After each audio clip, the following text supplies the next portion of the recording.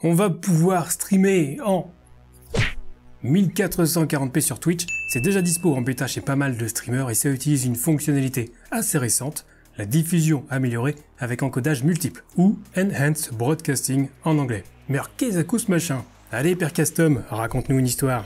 Vous connaissez sans doute déjà le transcodage, j'en ai parlé dans une vidéo précédente qui est toujours valable, mais en gros c'est le fait d'avoir le choix de qualité sur un stream sur Twitch. C'est impératif de l'avoir en tant que streamer parce que ça permet à chaque type de viewer de regarder un live dans des conditions optimales, de celui qui n'a pas de contraintes et qui veut regarder en full qualité, à celui qui est sur mobile et qui voudrait par exemple réduire la qualité du stream pour consommer moins de data. Sauf que ce transcodage, sur Twitch, il n'est garanti à 100% que pour les chaînes partenaires. Et même si les affiliés l'ont quand même plus facilement qu'à une époque, on en croise encore qui peinent à l'avoir, et je parle même pas des chaînes qui ne sont pas affiliées et qui, pour le coup, sont quasi sûres de ne pas avoir le transcodage. Et c'est là que la diffusion améliorée avec encodage multiple entre en scène, puisque c'est vous, donc le streamer, qui allez faire le transcodage vous-même. Donc là, vous serez sûr de l'avoir, même si vous n'êtes ni partenaire ni affilié. Alors évidemment, il y a des contreparties, car si habituellement on encode une fois le stream pour le diffuser sur Twitch, là il va falloir encoder plusieurs fois pour avoir les différents choix de qualité et de fait, envoyer beaucoup plus de données via notre connexion internet et forcément, ça va faire chauffer le PC. Enfin oui et non, vous allez comprendre. Tiens, au passage, si vous cherchez à personnaliser votre stream avec des overlays stylés, des alertes qualitatives, des bannières, des panneaux de chaîne Twitch, des émoticônes, rendez-vous chez mon partenaire Owned, vous y trouverez tout pour habiller votre stream et votre chaîne, Twitch, YouTube, etc.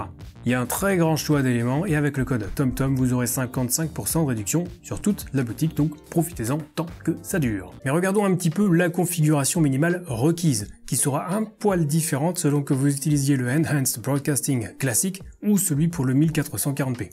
Pour le classique, il faut Windows 10 ou Windows 11, c'est à confirmer pour Linux et macOS. Il faudra une version 30.2 d'OBS Studio minimum, et pour la carte graphique, il faudra soit une Nvidia de la série 900, soit une AMD RX 6000 avec les pilotes minimum qui vont bien, et un débit montant de 12 Mbps par seconde minimum.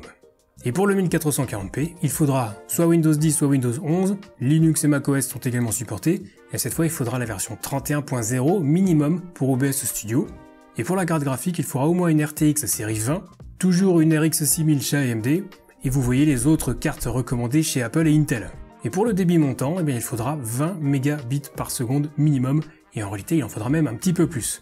Mais alors pourquoi la carte graphique est importante? Eh bien parce que c'est elle qui va gérer tous les encodages via son encodeur matériel. Sur les cartes graphiques, il y a généralement une puce dédiée à l'encodage qui ne sert qu'à ça, et ça n'impacte donc pas les performances en jeu. Enfin ça c'est la théorie, parce que dans la pratique, de par mon humble expérience sur ce sujet bien précis, et contrairement aux testeurs cités par Twitch qui n'ont remarqué aucune différence, je peux vous dire que j'ai constaté des baisses de performance qui vont de 5% à 10 voire 15% dans certains cas, quand l'encodeur matériel tourne en parallèle du jeu.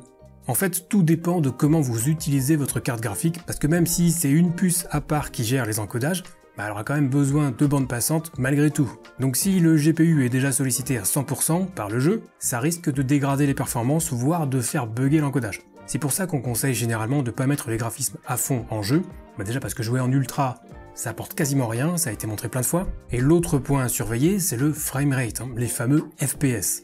Et là, en fait, il suffit tout simplement de brider les FPS en jeu, si possible à la fréquence de rafraîchissement de votre écran, donc 60 ou 120 FPS, ou au pire un autre multiple de 60, pour d'une part laisser de la marge au GPU, donc laisser de la marge à l'encodeur matériel, et d'autre part pour soulager aussi l'encodeur. En prime, ça consommera moins, donc ça chauffera moins, donc les ventilos feront moins de bruit, et en plus ça usera moins la machine. Bref, brider les graphismes et les FPS en jeu pour laisser de la marge à l'encodeur, il en aura besoin. Et juste avant de passer à la configuration pure d'OBS, un mot quand même sur les différentes qualités que vous allez pouvoir encoder et donc ajouter à votre stream. Et là, place à un tableau incroyable qui a été rendu possible grâce à notre Freddy National, le boss de l'entraide sur le Discord Zéro Absolu. Alors pour le Enhanced Broadcast classique, c'est uniquement des encodages en H264. Et vous voyez que pour le 1080p 60, on est à 6000 kbps par seconde. Pour le 720p 60, on est à 2500 kbps par seconde. Et ça descend comme ça jusqu'au 160p à 30 fps pour un total de bande passante estimé à 10,2 Mbps par seconde. Et pour le Enhanced Broadcasting en 1440p, tout est encodé en H264, sauf justement le 1440p 60 qui bénéficie d'un bitrate de 9000 kbps par seconde. Mais le fait que ce soit encodé en HEVC donne une meilleure qualité et a besoin de moins de bitrate. Le 1080p 60 quant à lui aura un débit de 7500 kbps par seconde, le 720p 60 à 3500, etc. pour un total de bande passante estimé à 21,5 mégabits par seconde. À tout cela, il faudra bien entendu ajouter les débits audio, donc pour le Enhanced Broadcasting classique, on reste bien dans l'enveloppe recommandée de 12 mégabits par seconde en upload. Par contre, pour le 1440p, ça a un petit peu augmenté. Alors c'est un souci sans en être un, parce que si vous pouvez envoyer 20 mégas en up, il y a de fortes chances pour que vous ayez la fibre. Et là, le débit montant n'est donc plus un problème. Alors pour le Enhanced Broadcasting classique, on l'a vu, tout le monde peut le faire. Donc pour en profiter, direction OBS. Dans les paramètres, menu vidéo, déjà on va bien s'assurer que le canevas est réglé en 1920 par 1080. Ensuite, dans le menu stream, il faudra s'identifier avec un compte Twitch, c'est obligatoire. Et ensuite, on pourra activer l'option Twitch Enhanced Broadcasting. Et là, vous avez le choix de tout laisser en automatique ou d'ajuster la bande passante et ou le nombre de pistes vidéo maximum, donc le nombre d'encodages. Si vous laissez tout en automatique, OBS fera en fonction de votre matériel et de votre connexion internet pour déterminer combien de qualités seront disponibles sur votre stream. Et là, ça peut varier. Et du retour que m'a fait Freddy, encore lui, avec une RTX 4070 Super, il avait 5 pistes vidéo disponibles sur son stream, 5 qualités différentes, alors qu'avec une plus petite et plus ancienne RTX 3050, il n'en avait que 3. Mais vous pouvez choisir volontairement de modifier ces réglages. Par exemple, si vous savez que vous serez un tout petit peu juste en upload à 12 mégabits par seconde, vous pouvez limiter la bande passante du stream à 9 mégabits par seconde, jusqu'à un minimum de 1,5 mégabits par seconde. Oui bon, ça c'est en cas que vous vouliez proposer uniquement du 480p et du 360p sur votre stream, pourquoi pas. Ou à l'inverse, si vous constatez des saccades en stream ou des pertes de performance en jeu, vous pouvez choisir d'office de ne retenir que 3 qualités. Ça fera 3 encodages au lieu de 5. Et c'est quand même pas rien, même si c'est vrai que les derniers encodages sont quand même infiniment moins énergivores que le 1080p. Et à ce moment-là, le réglage devra se faire entre 5 et 2 au minimum. Et alors pour le Enhanced Broadcasting en 1440p, il y a une petite subtilité. Déjà dans le menu vidéo d'OBS, il faudra régler le canevas sur 2560 par 1440. C'est indispensable pour que ça fonctionne. Ensuite dans le menu stream, on s'identifie avec le compte Twitch, classique. Et enfin on pourra activer l'option Twitch Enhanced Broadcasting. Et là aussi, on peut tout laisser en automatique ou ajuster un petit peu en fonction de notre connexion ou des performances de l'encodeur. Alors je passe sur l'option pour le canevas additionnel qui servira plus tard pour les streams au format portrait, ce qui sera possible aussi grâce au plugin iTom dont je vous ai parlé dans une vidéo précédente et qui permet justement de faire des streams au format vertical. Alors attention parce que comme je l'ai précisé dans l'intro, les streams en 1440p ne sont disponibles que sur certaines chaînes pour le moment. Il existe un formulaire pour participer à la bêta, je vous laisserai le lien dans la description, et il est même possible que vous ayez eu un message vous invitant à y participer dans votre tableau de bord Twitch. Mais dans tous les cas, vous aurez accès à cette bêta uniquement si vous avez reçu une confirmation par email. Avoir le message dans le tableau de bord ne suffit pas, il faut vraiment avoir reçu la confirmation. Mais bon, admettons que vous ayez été accepté, vous allez donc pouvoir streamer en 1440p sur Twitch. Et même rien qu'avec le Enhanced Broadcasting classique, vous allez même pouvoir proposer plusieurs qualités à vos viewers à chacun de vos streams. Et ça c'est quand même sympa parce qu'il n'y aura pas besoin d'être affilié. Et c'est d'autant plus sympa avec le 1440p parce qu'a priori Twitch propose la qualité la plus adaptée aux viewers en fonction de son support, PC ou téléphone, et de sa bande passante, le tout pour garantir évidemment une expérience de visionnage fluide en évitant au max la latence et la mise en mémoire tampon.